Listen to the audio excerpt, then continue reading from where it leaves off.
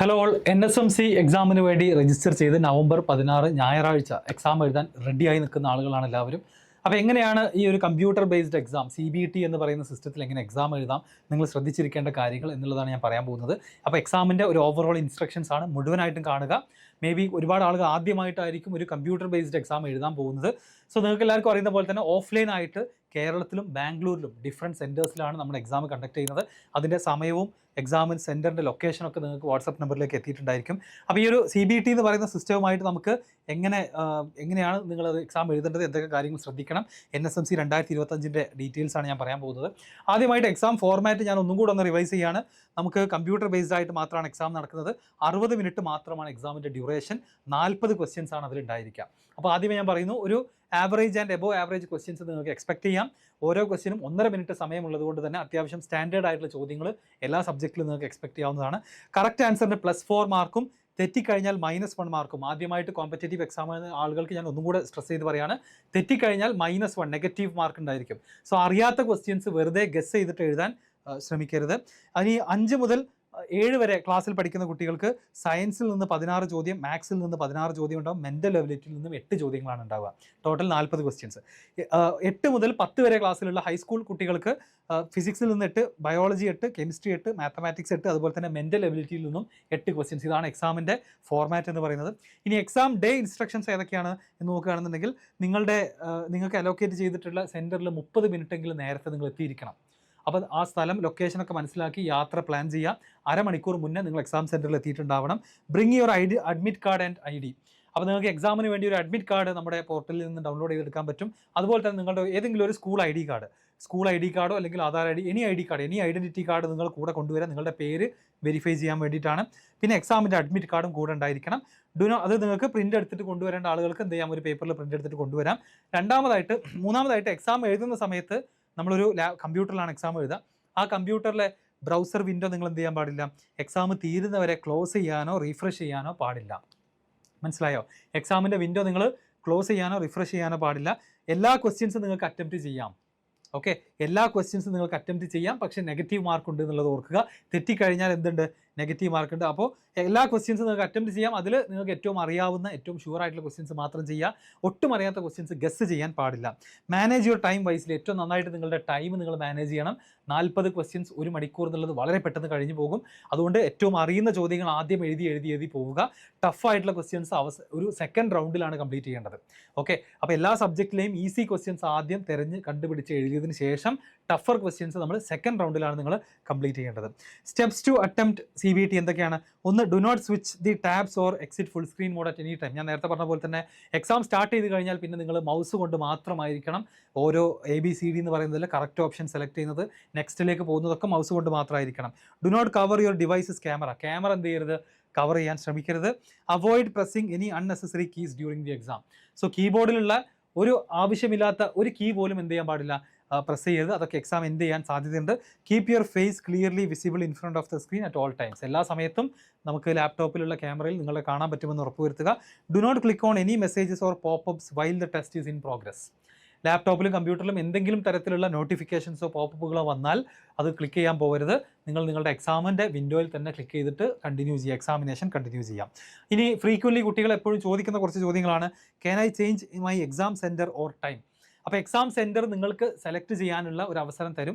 ആ സമയത്ത് നിങ്ങൾ സെലക്ട് ചെയ്യുന്ന ആ സെൻറ്ററിൽ തന്നെ ആയിരിക്കും നിങ്ങളുടെ എക്സാം നടക്കുക. പിന്നീട് അത് ചേഞ്ച് ചെയ്യാനുള്ള ഒരു അവസരം ഉണ്ടായിരിക്കില്ല. Where can I download my hall ticket download ചെയ്യാനുള്ള ലിങ്ക് നിങ്ങളുടെ വാട്സപ്പ് നമ്പറിലേക്ക് അയച്ചു തരും. അത് ക്ലിക്ക് ചെയ്യാം. അതിൽ നിങ്ങൾ എക്സാമിന് രജിസ്റ്റർ ചെയ്യാൻ ഉപയോഗിച്ച മൊബൈൽ നമ്പർ എൻ്റർ ചെയ്തുകൊണ്ട് നിങ്ങളുടെ ഹോൾ ടിക്കറ്റ് ഡൗൺലോഡ് ചെയ്യാം. Is there any negative marking? Yes. ഞാൻ ഒന്നും കൂടെ റിമൈൻഡ് ചെയ്യാണ്, നെഗറ്റീവ് മാർക്കിംഗ് ഉള്ള എക്സാമാണ്. 5th, 6th, 7th ചെറിയ കുട്ടികൾ ശ്രദ്ധിക്കുക. നിങ്ങൾ നെഗറ്റീവ് മാർക്കിംഗ് ഉള്ള എക്സാം ഇതുവരെ എഴുതിയിട്ടുണ്ടാവില്ല. അതായത് നമ്മൾ എഴുതിയ ഉത്തരം തെറ്റാണെന്നുണ്ടെങ്കിൽ നമുക്ക് -1 മാർക്കാണ് കിട്ടുക. അപ്പോൾ നമ്മൾ കറക്റ്റായിട്ട് എല്ലാ ക്വസ്റ്റ്യൻസും ചെയ്യാൻ ശ്രമിക്കുക. ഇനി ഒട്ടും അറിയില്ല എന്നുണ്ടെങ്കിൽ നമ്മളത് എഴുതാതെ ലീവ് ചെയ്യുന്നതാണ് നല്ലത്. Can I get A refund or cancel my registration? ഇല്ല. ഒരു തവണ രജിസ്റ്റർ ചെയ്ത ആളുകൾക്ക് പിന്നെ അതിന് ക്യാൻസൽ ചെയ്യാനോ റീഫണ്ടിനുള്ള ഓപ്ഷൻസ് ഒന്നുമില്ല എക്സാമിന് രജിസ്റ്റർ ചെയ്ത ആളുകൾക്ക്. What should I do if I face any technical issue during the exam? ആ ഹാളിൽ തന്നെ ഒരു ടെക്നിക്കൽ അസിസ്റ്റൻ്റ് ഉണ്ടായിരിക്കും. നിങ്ങൾക്ക് എന്തെങ്കിലും പ്രശ്നം എക്സാം എഴുതുന്ന സമയത്ത് ആ ഹാളിൽ CBT സെൻറ്ററിൽ ഉണ്ടാവുകയാണെന്നുണ്ടെങ്കിൽ ഇൻസ്ട്രക്ടറെ കോൺടാക്ട് ചെയ്താൽ മതി, സ്റ്റാഫിനെ കോൺടാക്ട് ചെയ്താൽ മതി. അവർ നിങ്ങളെ ഹെൽപ്പ് ചെയ്യുന്നതാണ്. അപ്പോൾ ഇത്രയുമാണ് നിങ്ങൾ CBTയിൽ എക്സാം എഴുതുന്ന സമയത്ത് ശ്രദ്ധിക്കേണ്ട കാര്യങ്ങൾ. ഇനി നമുക്ക് ആക്ച്വൽ ഒരു എക്സാമിൻ്റെ ഒരു ഡെമോ പേജ് കണ്ടുകൊണ്ട് എങ്ങനെയാണ് നമ്മുടെ CBT എക്സാം കമ്പ്യൂട്ടറിൽ നടക്കുക എന്നുള്ളത് നോക്കാം. സോ ഇതുപോലത്തെ ഒരു വെബ്സൈറ്റ് ആയിരിക്കും എക്സാം സെൻറ്ററിൽ കമ്പ്യൂട്ടറിൽ ഓപ്പൺ ചെയ്ത് വെച്ചിട്ടുണ്ടായിരിക്കാം. ഇവിടെ നിങ്ങൾക്ക് കാണാം സ്റ്റാർട്ട് എക്സാം എന്ന് പറയുന്ന ഗ്രീൻ കളർ ബട്ടൺ, അവിടെയാണ് നിങ്ങൾ മൗസ് കൊണ്ട് ക്ലിക്ക് ചെയ്യേണ്ടത്. അപ്പോൾ അവിടെ ക്ലിക്ക് ചെയ്ത് കഴിഞ്ഞാൽ നിങ്ങളുടെ പേരും അതുപോലെ തന്നെ നിങ്ങളുടെ ഇമെയിൽ ID അതുപോലെ തന്നെ ഫോൺ നമ്പർ എൻ്റർ ചെയ്യാനുള്ള ഒരു പേജ് നിങ്ങളുടെ മുന്നിലേക്ക് എന്ത് ചെയ്യും, അപ്പിയർ ചെയ്യും. അപ്പോൾ ഈ പേജിലാണ് നിങ്ങൾ നിങ്ങളുടെ ഡീറ്റെയിൽസ് എന്ത് ചെയ്യേണ്ടത്, എൻ്റർ ചെയ്യേണ്ടത്. അപ്പോൾ ഞാനിവിടെ ടെസ്റ്റിന് വേണ്ടിയിട്ട് എന്ത് ചെയ്യാണ്, തൽക്കാലം ഒരു ടെസ്റ്റ് പേര് കൊടുക്കുകയാണ്. അതുപോലെ തന്നെ നിങ്ങളുടെ ഒരു മൊബൈൽ നമ്പർ അല്ലെങ്കിൽ ഇമെയിൽ ഒക്കെ നിങ്ങൾ രജിസ്റ്റർ ചെയ്ത സമയത്ത് കൊടുത്തിട്ടുള്ള അതേ മൊബൈൽ നമ്പർ തന്നെ എന്ത് ചെയ്യാം, കൊടുക്കാൻ വേണ്ടി ശ്രമിക്കുക. ഓക്കെ, സോ ഇതെല്ലാം കൊടുത്തതിന് ശേഷമാണ് നമ്മൾ എന്ത് ചെയ്യാൻ പോകുന്നത്, നമ്മുടെ എക്സാമിലേക്ക് കടക്കാൻ പോകുന്നത്. അപ്പോൾ ഞാനൊരു സാമ്പിളിന് വേണ്ടിയിട്ട് ഒരു 10 ഡിജിറ്റുള്ള ഒരു മൊബൈൽ നമ്പർ തൽക്കാലം എന്ത് ചെയ്യാണ്, ഇവിടെ കൊടുക്കുകയാണ്. ആൻഡ് അതിനുശേഷം നമുക്ക് എന്ത് ചെയ്യാം, നമുക്ക് സ്റ്റാർട്ട് എക്സാം ക്ലിക്ക് ചെയ്യാം. അപ്പോൾ ഇവിടെ നിങ്ങൾക്ക് എക്സാമിൻ്റെ ഇൻസ്ട്രക്ഷൻസ് കാണാം. ഒരു CBT മോഡലിലുള്ള പരീക്ഷയുടെ ഇൻസ്ട്രക്ഷൻസ് ആണ് ഈ കാണുന്നത്. അപ്പോൾ ഇതിൽ ഒരുപാട് പ്രത്യേകതകളുണ്ട്. നമുക്ക് 40 ക്വസ്റ്റ്യൻസ് ആണെന്നുണ്ടെങ്കിൽ ആ 1 മുതൽ 40 വരെയുള്ള ക്വസ്റ്റ്യൻസ് ഒരു ലിസ്റ്റായിട്ട് നമുക്ക് കാണാൻ സാധിക്കും. ഓക്കെ, ആ ലിസ്റ്റ് നമുക്ക് എന്ത് ചെയ്യാം, അതിൽ ഒരുപാട് ഈ പറയുന്ന ഡിഫറെൻറ്റ് കളറിൽ ഒരുപാട് കാര്യങ്ങൾ ശ്രദ്ധിക്കാനുണ്ട്. അതൊക്കെ ഞാൻ എന്ത് ചെയ്യാം, അടുത്ത കാര്യത്തിൽ പറയാം. ആൻഡ് ഇതിൻ്റെ ഏറ്റവും താഴെ I am ready to begin the exam എന്ന് പറയുന്ന ബ്ലൂ ബട്ടൺ ഉണ്ട്. അത് ക്ലിക്ക് ചെയ്ത് കഴിഞ്ഞാൽ നിങ്ങൾ എന്ത് ചെയ്യും, എക്സാം വിൻഡോയിലേക്ക് പ്രവേശിക്കും. ആദ്യമേ നിങ്ങൾക്കൊരു മെസ്സേജ് ഉണ്ടായിരിക്കും, അതായത് leaving the exam window is prohibited, exiting the window may lead to the termination of your exam. അപ്പോൾ അങ്ങനെ ചെയ്ത് കഴിഞ്ഞാൽ നിങ്ങളുടെ എക്സാം ടെർമിനേറ്റ് ആകും. അപ്പോൾ ഈ കാണുന്നതാണ് നിങ്ങളുടെ എക്സാം വിൻഡോ. ശ്രദ്ധിച്ച് കാണുക എല്ലാവരും. അതിൽ നിങ്ങൾക്കത് ഏറ്റവും മുകളിലായിട്ട് നമ്മുടെ different sections, mental ability, physics, chemistry, biology, mathematics എന്ന് പറഞ്ഞിട്ട് ഡിഫറെൻറ്റ് സെക്ഷൻസിലേക്ക് നിങ്ങൾക്ക് എന്ത് ചെയ്യാം, സ്വിച്ച് ചെയ്യാനുള്ള ഓപ്പർച്യൂണിറ്റി ഉണ്ട്. അതുപോലെ തന്നെ ഓരോ സെക്ഷനിലെയും ക്വസ്റ്റ്യൻസ് ഇതാ റൈറ്റ് സൈഡിൽ 1 മുതൽ 8 വരെ എന്ന് പറയുന്ന ക്വസ്റ്റ്യൻസ് റൈറ്റ് സൈഡിൽ കാണാം. ക്വസ്റ്റ്യൻ്റെ ടെക്സ്റ്റ്, ക്വസ്റ്റ്യൻ നമ്പർ 1, അതിൻ്റെ താഴെ ക്വസ്റ്റ്യൻ എന്താണ്, 4 ഓപ്ഷൻസ് കാണാം. ആ 4 ഓപ്ഷൻസിൽ മൗസ് കൊണ്ട് നിങ്ങളുടെ കറക്റ്റ് ആൻസർ ഏതാണോ അത് നിങ്ങൾ ചൂസ് ചെയ്യാം. ചൂസ് ചെയ്തതിന് ശേഷം നിങ്ങൾക്ക് ഇതാ സേവ് ആൻഡ് നെക്സ്റ്റ് എന്ന് പറയുന്ന ഓപ്ഷന് താഴെ കാണാം. സേവ് ആൻഡ് നെക്സ്റ്റ് നിങ്ങൾക്ക് സെലക്ട് ചെയ്ത് കഴിഞ്ഞാൽ അടുത്ത ചോദ്യത്തിലേക്ക് കടക്കും. അപ്പോൾ ക്വസ്റ്റ്യൻ നമ്പർ 1ൻ്റെ അവിടെ നമ്മുടെ കളർ എന്തായി, ഗ്രീൻ കളറായി. ഗ്രീൻ കളറിൻ്റെ മീനിങ് എന്താ, ആ ക്വസ്റ്റ്യൻ നിങ്ങൾ കറക്റ്റായിട്ട് ചെയ്തിട്ട് സേവ് ചെയ്തിട്ടുണ്ട്, അതാണ് അതിൻ്റെ മീനിങ്. രണ്ടാമത്തെ ക്വസ്റ്റ്യൻ ചെയ്യുന്ന സമയത്ത് എനിക്കൊരു ഡൗട്ട് വരികയാണ്, എനിക്കത് ചെയ്യാൻ അറിയില്ല, അതുകൊണ്ട് പിന്നെ ചെയ്യാം എന്നുള്ള പ്ലാനിലാണ് ഞാനുള്ളത്. അപ്പോൾ ഞാൻ എന്ത് ചെയ്യും, അടുത്ത ക്വസ്റ്റ്യനിലേക്ക് ഞാൻ അത് മാർക്ക് ഫോർ റിവ്യൂ എന്ന് പറയുന്ന ഓപ്ഷൻ ഇതാ ലെഫ്റ്റിൽ താഴെ നിങ്ങൾക്ക് ഇവിടെ കാണാം. അതായത് ഈ ക്വസ്റ്റ്യൻ എനിക്ക് ചെയ്യണം, പിന്നെ സെക്കൻഡ് റൗണ്ടിൽ ചെയ്യണം. അപ്പോൾ ഞാൻ mark four review and next കൊടുത്തു കഴിഞ്ഞാൽ രണ്ടാമത്തെ ക്വസ്റ്റ്യൻ്റെ കളർ ചേഞ്ച് ചെയ്ത് നിങ്ങൾ ശ്രദ്ധിക്കുക, പർപ്പിൾ കളറായിട്ട് മാറിയിട്ടുണ്ട്.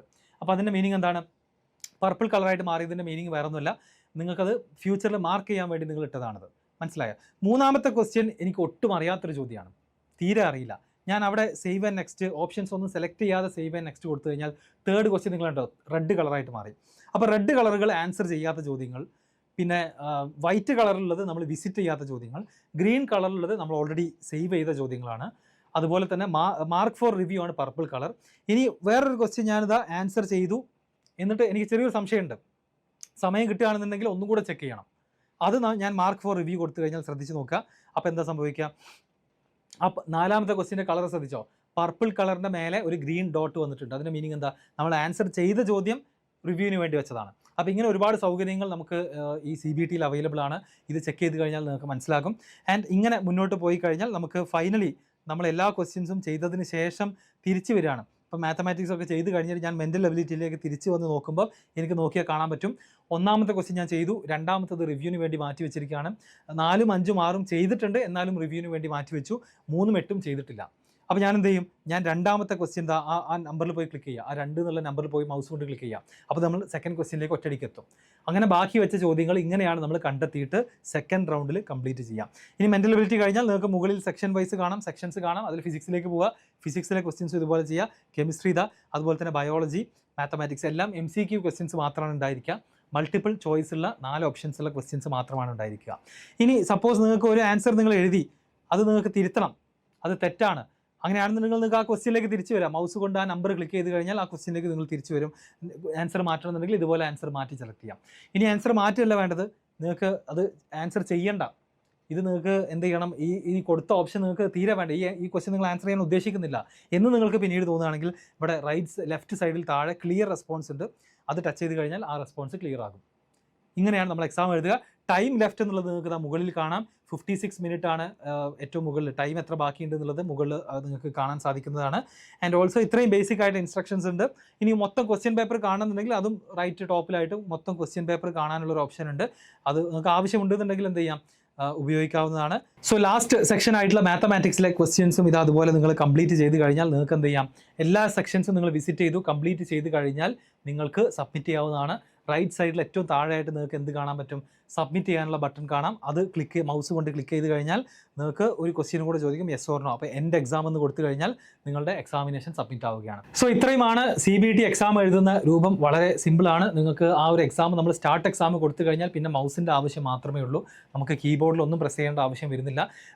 ABCDയിലെ കറക്റ്റ് ആൻസർ ചൂസ് ചെയ്യാനാണെന്നുണ്ടെങ്കിലും നെക്സ്റ്റ് പോകാൻ, ബാക്കോട്ട് വരാൻ, മാത്സിൽ നിന്ന് സബ്ജക്റ്റുകൾ സ്വിച്ച് ചെയ്യാനാവട്ടെ, ഫൈനലി എക്സാം സബ്മിറ്റ് ചെയ്യാനാവട്ടെ, ഇതിനെല്ലാം മൗസ് മാത്രമേ ആവശ്യമുള്ളൂ. വേറെ കീസ് ഒന്നും എന്ത് ചെയ്യേണ്ട ആവശ്യമില്ല, പ്രസ് ചെയ്യേണ്ട ആവശ്യമില്ല. അപ്പോൾ എങ്ങനെയാണ് NSMC എക്സാം എഴുതുക എന്നുള്ളതിൻ്റെ കംപ്ലീറ്റ് ഇൻസ്ട്രക്ഷൻസ് എല്ലാവർക്കും കിട്ടിയെന്ന് വിചാരിക്കുന്നു. ഇനി കൂടുതൽ സംശയമുള്ള ആളുകൾ നമ്മുടെ ഒഫീഷ്യൽ നമ്പറിൽ എന്ത് ചെയ്താൽ മതി, കോൺടാക്ട് ചെയ്താൽ മതി. നേരത്തെ പറഞ്ഞ പോലെ തന്നെ എക്സാം സെൻറ്റർ ചൂസ് ചെയ്യാനുള്ള മെസ്സേജുകൾ നിങ്ങൾക്ക് ഓൾറെഡി കിട്ടിയിട്ടുണ്ടാകും. അത് സെലക്ട് ചെയ്ത ആളുകൾക്ക് എക്സാമിൻ്റെ കറക്റ്റ് ലൊക്കേഷൻ, അതുപോലെ തന്നെ ബാക്കി ടൈം ആൻഡ് ഡീറ്റെയിൽസ് ഒക്കെ നിങ്ങൾക്ക് വാട്സാപ്പിലൂടെ എത്തും. എല്ലാവരും എക്സാം എഴുതാൻ പോകണം. ആരും രജിസ്റ്റർ ചെയ്ത് ആരും തന്നെ എന്ത് ചെയ്യരുത്, എക്സാം എഴുതാതെ മിസ്സാക്കരുത്. സോ വേറെ എന്തെങ്കിലും സംശയങ്ങളുണ്ടെങ്കിൽ നമ്മളെ കോൺടാക്ട് ചെയ്യാം. Okay, all the best.